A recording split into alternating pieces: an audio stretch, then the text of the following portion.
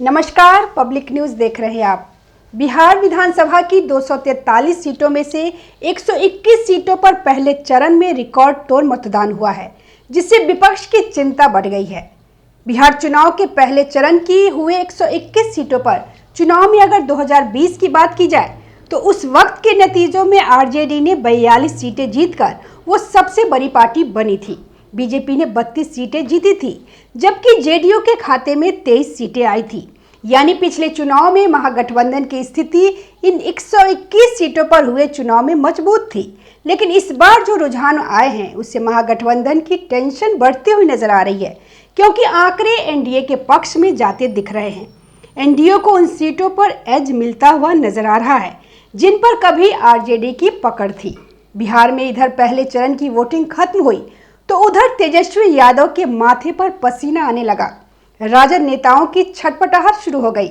रात भर तेजस्वी को नींद नहीं आई और वो मीटिंग करते रहे, क्योंकि खबर अच्छी नहीं आई है।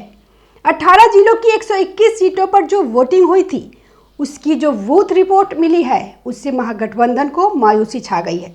बौखलाहट दिख रही है और इसी बौखलाहट में ये लोग दिन भर कभी पत्थर फेंकते रहे, कभी गोबर फेंकते रहे, कभी सुरक्षा बलों पर हमला किया तो कभी नेताओं पर हमला किया और फिर अंत में ठीकरा चुनाव आयोग पर फोड़ दिया। तेजस्वी यादव को अंदेशा लग गया है कि 121 सीटों पर इन लोगों का मामला डगमगा गया है, क्योंकि बूथ रिपोर्ट जो वैसे तो सुबह से आने लगती है, चुनाव की रिपोर्ट अलग है जो कि चुनाव आयोग जारी करता है। पहले चरण की इन 121 सीटों पर 64.66% वोटिंग हुई। इस वोटिंग के आंकड़े के इधर कल को एग्जिट पोल आएंगे, उसके उधर एक बूथ रिपोर्ट भी आती है हर बूथ से, क्योंकि आपके वहां पर एजेंट होते हैं जो कि बूथ एजेंट होते हैं। वो आपको माहौल बताते हैं कि क्या स्थिति है, क्या लोग कह रहे हैं और किस तरह का आपके लिए क्या बन रहा है। तो वहां से इन्हें अच्छी रिपोर्ट्स नहीं मिली है। बूथ रिपोर्ट्स को लेकर अब राजद में, महागठबंधन में चिंता है। यह 121 सीटें हैं जिन पर पिछली बार इन्हें ठीक ठाक संख्या प्राप्त हुई थी, लेकिन इस बार यहीं पर इनके लिए दिक्कत है, क्योंकि कुछ ऐसी जगह है जहां पर इनकी अपनी फ्रेंडली फाइट है, या यूं कहें कि महागठबंधन की अपनी फाइट है।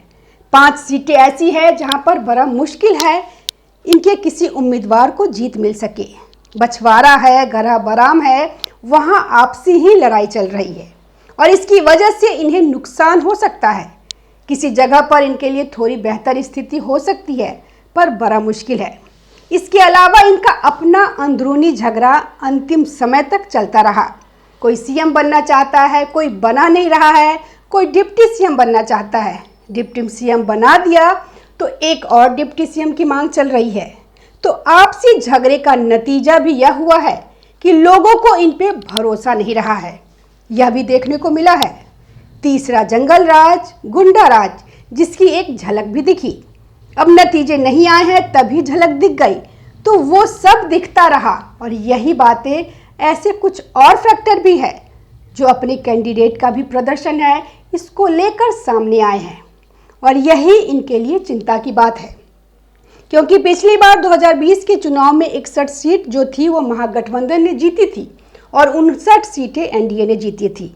राजद का परफॉर्मेंस बहुत अच्छा रहा था, 42 सीटें मिली थी अकेले, जबकि बीजेपी को 32, जदयू को 23 और कांग्रेस को 8 सीटें मिली थी। इसलिए राजद को यहाँ बहुत उम्मीदें थी। घाव राघवपुर जो है, इनका अपना गढ़ जो है, वो भी इसी में ही है, इसी फर्ज में उस पर वोटिंग हुई है और इसी में ही कुछ जिले ऐसे थे, 3-4 जिले ऐसे जिसकी 50 सीटों में से 35 अकेले महागठबंधन को मिली थी। लेकिन अब वहीं से अच्छी रिपोर्ट्स इनके पास नहीं आई है। जो राजद की अपनी मीटिंग हुई है और ये रिपोर्ट्स तो दिन भर आती रहती है और एक अंत में पता चलता है तो वो इनके लिए अनुकूल स्थितियां नहीं है। इसीलिए ये लोग सुबह से हंगामा कर रहे थे। राजद का एक्स पर पूरी टाइमलाइन देखिए, सुबह से विक्टिम कार्ड चल रहा है। चुनाव आयोग बीजेपी को जिम्मेदार ठहरा रहे हैं।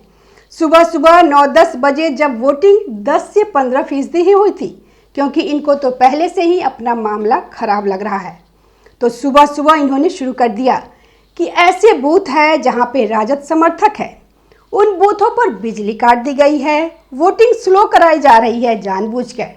जबकि ऐसी मीडिया में रिपोर्ट्स आई नहीं, लेकिन इनको अपनी रिपोर्ट जरूर मिल गई। विक्टिम कार्ड खेलने की कोशिश है। उसके बाद राघवपुर को भी इन्होंने नहीं छोड़ा कि राघवपुर जो इनका गढ़ है, उन्हें यहाँ भी डर सता रहा है। उसमें कह रहे हैं कि जो 6 लेन पुल है वो रोक दी गई, जिसके कारण कई समर्थक पोलिंग बूथ पे नहीं पहुंच पा रहे हैं। ये सारी इनकी अपनी एक्सक्लूसिव रिपोर्ट सामने आ रही थी। तीसरा, इन्होंने क्या किया कि बीजेपी जदयू जो लोजपा है उनको लड़ाने की कोशिश की। इन्होंने जो अपना पोस्ट लिखा है उसमें देखिए कि बीजेपी के वोट जो हैं वो जदयू को नहीं पड़ रहे हैं, लोजपा को नहीं पड़ रहे हैं, लोजपा के वोट जदयू को नहीं पड़ रहे हैं, जदयू के वोट बीजेपी को नहीं पड़ रहे हैं। सबकी अपनी अपनी महत्वाकांक्षा है, सबको सीएम बनना चाहता है। ये सारी बातें इन्होंने लिखी है। इन्होंने वह लिखा है जो इनकी पार्टी में हो रहा है, यह एनडीए में नहीं हो रहा है। एनडीए में कोई महत्वाकांक्षा की बात नहीं है, क्योंकि सीएम जिसे बनना है उसका सबको उसको समर्थन हासिल है। डिप्टी सीएम भाजपा से ही बनना है।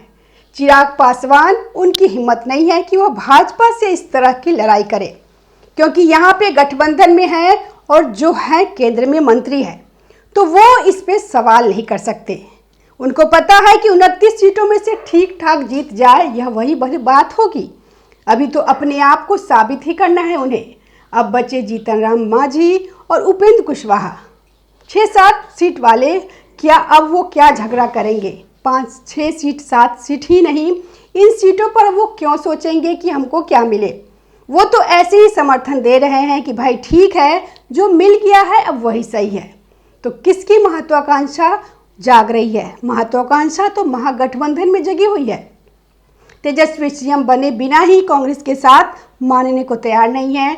सीएम का झगड़ा, डिप्टी सीएम का झगड़ा चल रहा है।